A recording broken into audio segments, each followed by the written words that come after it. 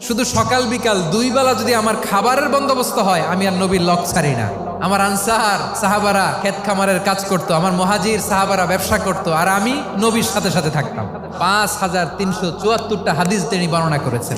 সবচেয়ে বেশি হাদিস বর্ণনাকারী সাহাবী আবু হুরায়রা রাদিয়াল্লাহু তাআলা। বিড়ালের বাবা কি করতেন? খালি হাদিস মুখস্থ করতেন। হাদিস প্রিজার্ভেশনের কাজে বিশ্বনবী ওনাকে কাজে লাগিয়েছেন। উনি একদিন বলেন, ইয়া রাসূলুল্লাহ আসমাউ মিনকা কাসীরান ফালা আহফাজু। নবী, অনেক কথা শুনি, আমার মনে থাকে না। বিষ্ণু বললেন, তাই তোমার চাদরটা বিছাও। আবু হুরায়রা বিছালেন। বিশ্বনবী হাত বুলায় দিলেন। এরপরে অনেক হাদিস বর্ণনা করলেন। আবু হুরায়রা বলে, তারপর থেকে বিশ্বনবী যাই বর্ণনা করে আমি শুনি আর একটাও বলি না। এখন সুবহানাল্লাহ। বিশ্বনবী ওনাকে নবীর এই যে লক্ষ্য হাদিস প্রিজার্ভেশনের এই দায়িত্ব দিয়েছেন সাইয়েদনা আবু হুরায়রা রাদিয়াল্লাহু তাআলা আনহুকে। আপনারা কি খেয়াল করেছেন কত বড় চৌকস ট্যালেন্ট হান্টার ছিল আমার নবী? এক একজনের এক এক ট্যালেন্ট, এক একজনকে এক এক দায়িত্ব দিয়েছেন, এক একজনের প্রতিভাকে এক একভাবে বিকশিত হওয়ার সুযোগ দিয়েছেন। আওয়াজ করে বলেন ঠিক কি না?